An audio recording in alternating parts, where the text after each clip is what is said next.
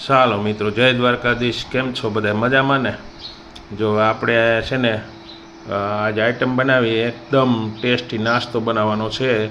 તો ટેસ્ટી નાસ્તો બનાવવા માટે જો ટમેટાં લઈ લીધા છે, 2 મરચી લઈ લીધી છે, એટલું લસણ લઈ લીધું છે, 2 ડુંગળી લઈ લીધી છે, અડધી વાટકી દહીં લઈ લીધું છે, અડધી વાટકી આપણે રવો લઈ લીધો છે અને 1 વાટકી આપણે ચોખાનો લોટ લઈ લીધો છે. તો હવે આપણે રેસીપી ચાલુ કરીએ. તો વિડીયોમાં બન્યા રહેજો. અને આપણે બધી સામગ્રી ભેગી કરી લીધી. હજી જો આમાં લીમડો અને વઘાર માટે ધાણાભાજી ને એ બધું બાકી છે. તો એ વઘાર ટાણે હું તમને બતાવીશ. તો વિડીયોમાં બન્યા રહેજો.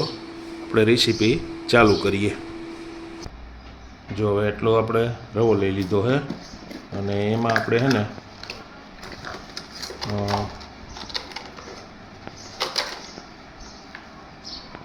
અડધી ચમચી જેટલું નિમક નાખવાનું,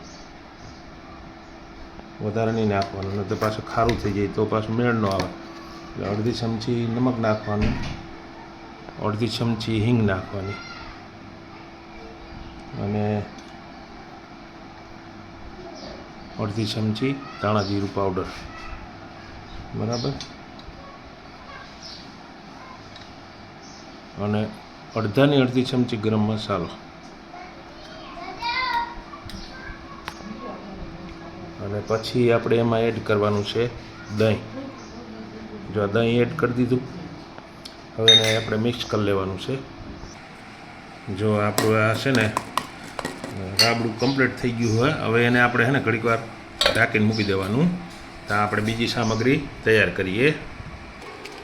હવે આપણે જે આઈટમ બનાવવાની છે ને એને પકવવા માટે જો આ પાણી મૂકી દીધું છે અને આ ખમણી રાખી દીધી છે. એની ઉપર જે આપણે રાખીએ ને એટલે પાણી અંદર ન કરી શકે એટલા માટે. જો આપણે લોટ બાંધીને રાખ્યો હતો ને આ કમ્પ્લીટ થઈ ગયો છે. હવે આની અંદરથી છે ને જો આવડા લુવા કરવાના છે, ગોળ ગોળ. જો આવી રીતના લુવા કરી અને બનાવી લેવાના.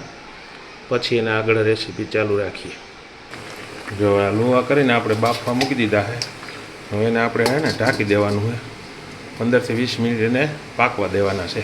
જો પાકી જાય ને પછી આપણે આગળ વધીએ. ત્યાં સુધી વિડીયોમાં બન્યા રહેજો કેવી આઈટમ બને એ. હવે જે આપણે ટમેટું, મરચું ને ડુંગળીને તૈયાર કર્યું હતું ને એને આપણે મિક્સરમાં ક્રશ કરવાનું છે. તો આપણે મિક્સરમાં નાખી દઈએ બધુંય અને મિક્સર ક્રશ કરી લઈએ.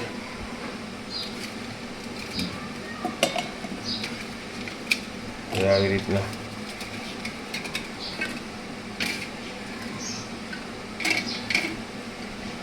મિક્સર આપણે ક્રશ કરવાનું છે, બરાબર. જો હવે આપણે 15 મિનિટ થઈ ગઈ છે. જો આપણા એને ગોળિયું જો મસ્ત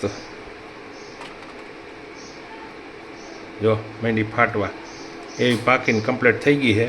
અને હવે આપણે ગેસની ફ્લેમ બંધ કરી દીધી છે. થોડીક વાર ઠરે પછી એની આગળની પ્રોસેસ ચાલુ કરીએ. ત્યાં સુધી વિડીયોમાં બન્યા રહેજો. જો આ મિક્સરે આપણે ગ્રાઇન્ડિંગ થઈ ગયું.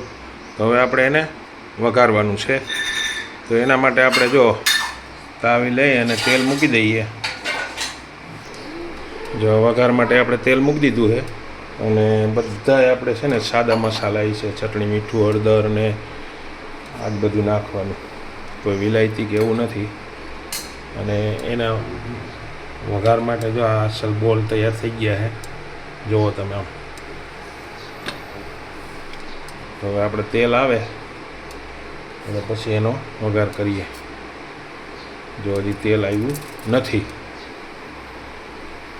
હાલો, તો હવે આપણે તેલ આવી ગયું છે અને જો વઘાર કરે છે.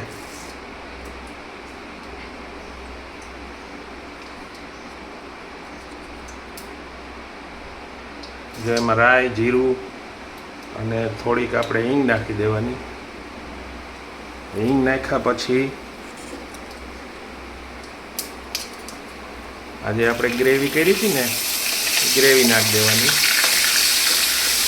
હવે એને આપણે હલાવવાનું વ્યવસ્થિત રીતે.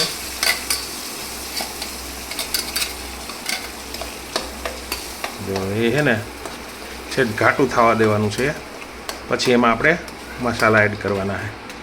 તો મસાલામાં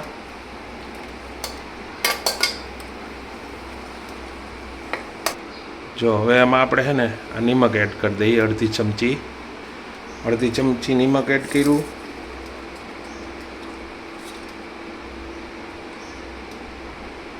પછી અડધી ચમચી એમાં હળદર એડ કરવાની અને અડધી ચમચી એમાં ગરમ મસાલો એડ કરવાનો. જો આ રીતે, બરાબર. એટલે આ બધું એડ કરીને થોડીક વાર હલાવવાનું, એટલે થોડુંક ગ્રેવી પાકી જાય ને પછી આપણે મરચું એડ કરવાનું છે. મરચું તમે હાથી છે, રામદેવ છે, તમને અનુકૂળ આવે હાથે વાટી નાખવું હોય તો નાખી શકો. તમને જે અનુકૂળ આવે ને, તમારે કેવી તીખાશ જોતી હોય ને એ પ્રમાણે તમે નાખી શકો, બરાબર. હવે આપણે અડધી ચમચી મરચું એડ કરી દઈએ અને પછી હલાવી નાખે. જો કલરે આવી જશે. જો આપણે ગ્રેવી છે ને કાયદેસર રીતે પાકી ગઈ છે. હવે જે આપણે ઓલી ગોળીઓ કરી હતી ને એ એમાં એડ કરવાની છે. જે આ બધી એડ કરી દેવાની છે. આ આઈટમ તમે બનાવશો ને તો તમારે મંચુરિયમે પાછું પડશે એવી આઈટમ બને છે. તમે પણ એકવાર ટ્રાય કરજો અને વિડીયોમાં બન્યા રહેજો. જો આવી રીતના આઈટમ બને છે. જો આ પાકીને આપણે કમ્પ્લીટ થઈ ગયું છે, તો હવે એને આપણે નીચે ઉતાર લઈએ. એટલે ગેસ બંધ કરી દીધો છે. હવે આપણે એને નીચે ઉતાર લઈએ. તો આ આપણો તો ટેસ્ટી નાસ્તો અને બનીને તૈયાર થઈ ગયો છે. જોઈ લ્યો, આવી રીતના બને છે. અને આ તમે છે ને જો આવી રીતના ખાઈ શકો. જો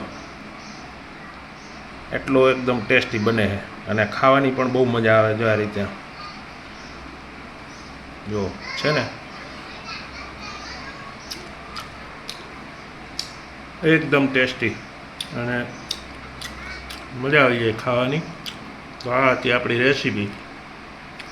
અને વિડીયો ગમ્યો હોય તો લાઈક શેર જરૂર કરજો